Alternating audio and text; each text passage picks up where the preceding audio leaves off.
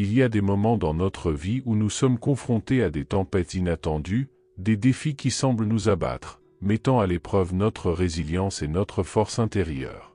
C'est dans ces moments-là que nous pouvons ressentir un profond sentiment de désespoir et d'incertitude quant à l'avenir. Cependant, il est important de se rappeler que même dans les tempêtes les plus violentes, il y a toujours une lumière au bout du tunnel. Le garçon pensait déjà connaître le résultat, mais son grand-père lui a montré qu'il se trompait complètement et que les difficultés étaient importantes, ce qui a laissé le garçon stupéfait. Un garçon appelé Zéphiro était très excité parce qu'il allait enfin rendre visite à son grand-père, qui s'appelait Horatio. Il était impatient de passer du temps avec son grand-père pendant les vacances, car cela faisait longtemps qu'il ne l'avait pas vu. Zéphiro était impatient de passer du temps avec son grand-père, d'écouter ses histoires et d'apprendre de nouvelles choses. Il avait du mal à contenir sa joie alors qu'il se préparait pour le voyage. Zéphiro imaginait toutes les aventures qu'il vivrait avec son grand-père. Il se dit que ce serait génial d'explorer le jardin de son grand-père, de chercher des insectes intéressants ou même de construire une cabane improvisée avec lui. De plus, il était impatient d'entendre des histoires sur le passé de son grand-père, sur ce qu'il était quand il était jeune et sur les choses extraordinaires qu'il avait faites tout au long de sa vie. Pendant le trajet, Zéphiro n'a cessé de regarder par la fenêtre de la voiture, impatient d'arriver bientôt à la maison de son grand-père. Il ne cessait de penser à toutes les belles choses qu'ils feraient ensemble pendant les vacances. À chaque kilomètre qui passait, son excitation ne faisait que croître. Enfin, lorsqu'ils arrivèrent à la maison de grand-père Horatio, Zéphiro ne put s'empêcher de sauter de la voiture et de courir embrasser son grand-père bien-aimé. Dès qu'ils se rencontrèrent, ils échangèrent une chaleureuse accolade et Zéphiro ressentit un énorme sentiment de bonheur et de réconfort. Arrivé à destination, Zéphiro attend à peine que ses parents sortent de la voiture et sautent dans le véhicule, tout excité. Un peu timidement, il frappe à la porte de son grand-père Horatio. Lentement, le vieil homme ouvre la porte et tous deux se serrent dans les bras, s'excusant de s'être manqués l'un l'autre. Peu après, les parents de Zéphiro arrivent et s'excusent de l'agitation du petit garçon. Le grand-père, avec un sourire bienveillant, leur dit qu'il n'y voit pas d'inconvénient et les invite à boire un verre ensemble. Ils ont beaucoup discuté et Zéphiro s'est beaucoup amusé dans la maison de son grand-père, qui était immense et pleine de plantes, avec un beau champ à l'arrière. Il a exploré tous les recoins, découvrant de nouvelles choses à chaque fois. Son grand-père lui racontait des histoires incroyables sur sa jeunesse, ce qui enchantait encore plus Zéphiro. Alors que l'heure du départ approche, Zéphiro ressent un serrement de cœur. Il ne voulait pas quitter cette ambiance chaleureuse et les moments privilégiés qu'il avait partagés avec son grand-père. Il a donc exprimé son désir de rester, en disant à ses parents qu'il ne voulait pas partir du tout. Les parents de Zéphiro ont essayé de le convaincre gentiment, en lui expliquant qu'il était temps de rentrer à la maison. Ils ont évoqué les engagements et la routine qui les attendaient, mais Zéphiro n'a pas voulu écouter. Il a commencé à piquer des crises, à croiser les bras et à insister sur le fait qu'il voulait rester plus longtemps avec son grand-père. Ses parents ont patiemment essayé de calmer Zéphiro en lui expliquant qu'ils allaient bientôt pouvoir rendre visite à son grand-père. Ils ont insisté sur la tristesse de leur grand-père s'il ne revenait pas à la maison comme prévu.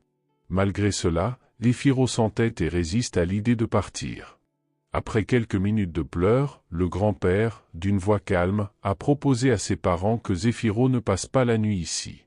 Ses parents lui expliquent qu'ils sont très occupés cette semaine-là et qu'ils n'auront pas le temps d'aller le chercher le lendemain. Le grand-père, compréhensif, a alors proposé au garçon, qui était en vacances scolaires, de passer une semaine entière avec lui. Les parents sont inquiets, car Zéphiro est très agité et risque de perturber le vieil homme. Ils craignent que leur fils ne contrarie son grand-père en raison de son énergie débordante et de son caractère impulsif. Cependant, le grand-père a rassuré ses parents en leur disant que tout irait bien et qu'il se réjouissait de passer plus de temps avec Zéphiro. Il a expliqué qu'il avait l'habitude de s'occuper d'enfants et qu'il avait prévu de tenir Zéphiro occupé et diverti pendant la semaine. Le grand-père a souligné l'importance de renforcer les liens familiaux et de créer des souvenirs spéciaux ensemble. Il a promis de s'occuper de Zéphiro avec tout le soin et l'attention dont il avait besoin.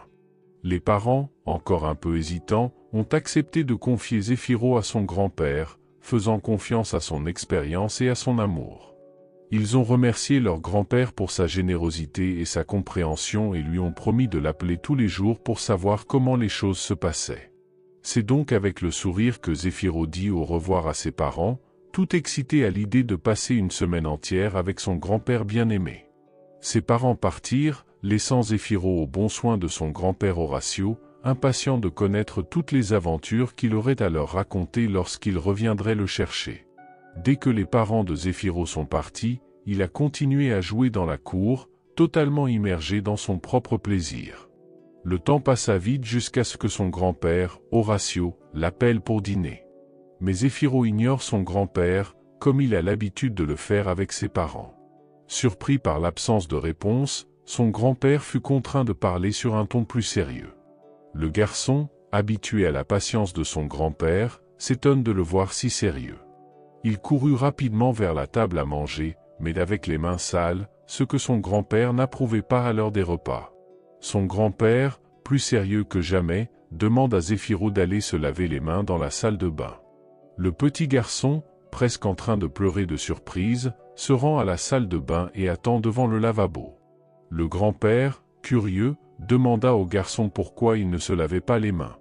Le garçon a expliqué qu'à la maison, l'un de ses parents l'accompagnait toujours et se lavait les mains pour lui. Le grand-père, comprenant la situation, se calme et décide d'aider Zéphiro. Calmement, le grand-père a apporté un tabouret pour que le garçon puisse monter dessus et atteindre plus facilement l'évier. Il a ensuite montré calmement à Zéphiro comment se laver les mains tout seul. Les pleurs du petit garçon disparaissent peu à peu et il commence à écouter plus attentivement son grand-père. Après s'être lavé les mains, ils reviennent à la table plus calmes. Le grand-père a demandé au garçon s'il avait très faim ou non, afin de savoir quelle quantité servir. Le garçon sourit et répondit qu'il avait très faim, impatient de savourer le repas que son grand-père avait préparé. Le grand-père servit une quantité adéquate de nourriture pour la taille du garçon, pas trop, mais assez pour satisfaire sa faim. Immédiatement après avoir servi Zéphirus, le garçon resta debout à regarder son assiette, ne sachant pas par où commencer. Son grand-père, se rendant compte de l'hésitation du garçon, lui demanda pourquoi il ne pouvait pas commencer à manger. Zéphiro lui explique que chez lui, ce sont ses parents qui lui donnent à manger et qu'il ne sait pas le faire lui-même. Le grand-père est surpris, car le garçon n'est pas si petit qu'il ne sache pas se servir lui-même. Patiemment, le grand-père s'est assis à côté de Zéphiro et lui a montré comment manger tout seul, étape par étape. Le garçon semble prêter attention aux instructions de son grand-père, mais il se lève rapidement de sa chaise et commence à courir et à jouer avec les couverts, ce qui met à nouveau son grand-père en colère. Le grand-père, d'un ton sérieux, a demandé au garçon de s'asseoir et de continuer son repas. Zéphiro dit alors qu'il n'a plus faim. Le vieil homme regarde l'assiette du garçon, à peine touché, et lui demande pourquoi il a demandé qu'on lui serve une si grande quantité. Le garçon expliqua que chez lui, il avait l'habitude de demander cette quantité à ses parents, qui lui donnaient ensuite un encas s'il avait faim. Le grand-père, surpris par cette explication, s'est rendu compte que Zéphiro était habitué à ce que ses parents s'occupent de lui dans tous les domaines, qu'il s'agisse de lui laver les mains ou de décider de la quantité de nourriture à servir. Comprenant mieux la situation du garçon, le grand-père respire profondément et décide d'aborder la question d'une manière différente. Le vieil homme a terminé son dîner comme d'habitude et a laissé le garçon jouer. Un peu plus tard, il ordonna à Zéphiro de prendre un bain. Le garçon s'y rendit sans trop de résistance, mais son grand-père savait qu'il attendrait de l'aide. Comme le grand-père l'avait imaginé, Zéphiro était là, attendant de l'aide pour se laver. Le vieil homme lui apprit à se laver seul, mais le garçon ne semblait pas aimer faire les choses tout seul. Il demande pourquoi son grand-père ne veut pas l'aider, mais celui-ci reste silencieux, espérant que Zéphiro comprendra l'importance de l'indépendance. Après leur bain, ils se couchent tous les deux, mais au milieu de la nuit, Zéphiro se réveille avec une petite faim. Il se rend dans la chambre de son grand-père pour lui demander un goûter, mais celui-ci lui explique qu'il n'y a pas de goûter, seulement le reste du dîner que le garçon n'a pas fini. Le garçon ne dit rien et retourne dans sa chambre, en colère contre son grand-père. À l'aube, le grand-père appelle Zéphiro pour qu'il se lève et prenne un café, mais le garçon n'a pas l'air de s'en préoccuper. Son grand-père lui dit que s'il ne se levait pas maintenant, il ne pourrait plus manger jusqu'à l'heure du déjeuner. Très affamé, Zéphiro se lève et se met à table, encore endormi et énervé. Son grand-père se contenta de regarder Zéphiro s'asseoir à table. Il lui dit alors de se laver le visage avant de manger et de faire son lit. Zéphiro se lava le visage, mais n'avait aucune idée de la façon de faire son lit. Il demande à son grand-père de lui donner des instructions, mais celui-ci se contente de regarder, attendant que Zéphiro essaie par lui-même. Avec l'aide de son grand-père, Zéphiro réussit à faire son lit. Ils prirent leur petit déjeuner en silence et le garçon mangea tout sans se plaindre. Cependant, après avoir terminé, il demanda à son grand-père d'appeler ses parents, disant qu'il voulait partir et qu'il était fatigué de tout faire lui-même. Le vieil homme rappelle à Zéphiro que ses parents ont dit qu'ils ne viendraient pas le chercher avant le week-end. Le garçon s'est mis en colère et est sorti jouer dehors pour exprimer sa frustration. Une semaine s'est écoulée et les parents de Zéphiro sont finalement venus le chercher. Les parents de Zéphiro ont remarqué que le garçon semblait plus sage et plus calme, mais il a rapidement exprimé son désir de rentrer chez lui. Surpris, ses parents lui ont demandé pourquoi il voulait partir si tôt. Zéphiro a répondu que son grand-père ne voulait pas l'aider à faire des choses. Les parents échangent un léger sourire, car ils avaient déjà imaginé qu'une telle chose pourrait se produire. Le garçon demande à son grand-père pourquoi il ne l'aide pas. Le vieil homme montre alors à Zéphiro 2 pots de fleurs. Il dit qu'il en laissera un dans la maison et l'autre dans la rue, et demande au garçon lequel des 2 fleurira le plus. Zéphiro répondit que ce serait la plante qui resterait à l'intérieur, car elle serait mieux protégée. Ils sortirent donc et plantèrent la fleur qui serait à l'extérieur. Le grand-père dit au garçon qu'il allait avoir une surprise. Zéphiro rentra chez lui avec ses parents, toujours un peu fâché contre son grand-père, ne comprenant pas très bien ce que le vieil homme essayait de lui montrer avec son expérience sur les fleurs. Arrivé à la maison, ses parents ont vite remarqué une différence dans le comportement de Zéphiro. Il ne demandait plus d'aide et semblait même agacé lorsque ses parents voulaient faire des choses pour lui. Ses parents étaient très fiers de constater que le temps que Zéphiro avait passé avec son grand-père avait fait une grande différence pour son indépendance et sa confiance en soi. Zéphiro a commencé à assumer davantage de responsabilités à la maison, comme faire son lit, se laver les mains avant les repas et même préparer quelques repas simples. Il est devenu plus conscient de ses capacités et plus désireux d'essayer de nouvelles choses par lui-même. Les parents de Zéphiro ont admiré la façon dont son grand-père avait aidé leur fils à apprendre ces leçons importantes. Ils ont reconnu l'impact positif que le temps passé avec leur grand-père avait eu sur Zéphiro, lui apportant non seulement un apprentissage pratique, mais aussi un sentiment renouvelé d'indépendance et d'estime de soi. Une année s'est écoulée et ils se sont de nouveau rendus chez leur grand-père. Zéphiro était sûr que la plante qui se trouvait dans la rue ne résisterait pas au vent violent et aux pluies qui venaient de s'abattre. Une fois arrivé, le garçon attendit que ses parents partent et sortit, les suivant jusqu'à la porte, comme s'il avait honte de la façon dont il était parti la dernière fois. Mais le grand-père n'était pas rancunier. Il serra son petit-fils dans ses bras, montrant qu'il comprenait et qu'il était heureux de le revoir. Zéphiro se sentit soulagé de l'acceptation de son grand-père, mais celui-ci lui annonça alors une triste nouvelle. Malheureusement, malgré tous les soins qu'il lui avait prodigués, la plante qui avait été laissée dans la maison était morte depuis un certain temps. Le garçon a été un peu attristé par cette nouvelle, mais son grand-père lui a expliqué que, parfois, les choses ne se passent pas comme on l'avait prévu et qu'il est important de tirer des leçons de ses expériences. Peu après, le vieil homme lui a montré la plante qui avait été laissée dans la rue. Elle était grande et forte, malgré le vent et la pluie. Zéphiro a demandé si les éléments n'avaient pas abîmé la plante, et le grand-père a expliqué que oui, mais qu'elle s'était habituée au problème et qu'elle était devenue plus forte.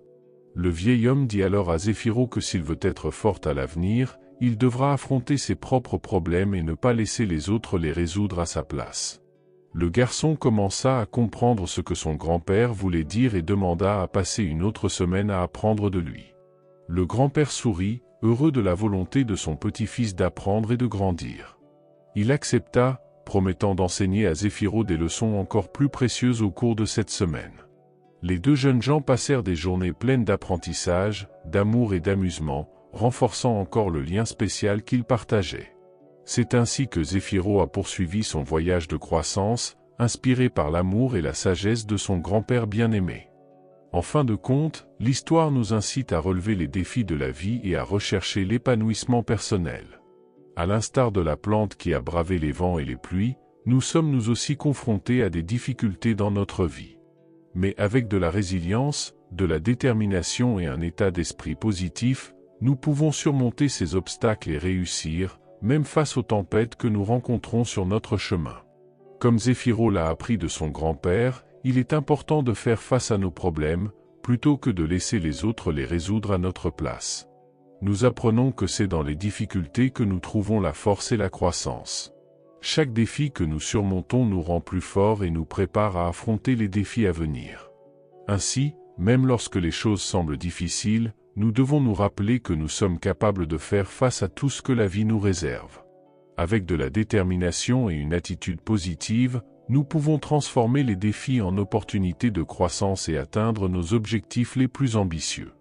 Ainsi, tout au long de notre parcours, nous devons relever les défis avec courage et persévérance, en sachant que chaque obstacle nous rapproche un peu plus de la réussite. Et lorsque nous regarderons en arrière, nous verrons que chaque tempête que nous avons affrontée nous a rendus plus forts et plus résistants, nous préparant ainsi au triomphe à venir. L'analogie de la vie avec un jeu souligne l'importance de la stratégie et de la détermination. Comme dans un jeu, nous sommes confrontés à différents défis et obstacles qui nous obligent à penser stratégiquement pour avancer.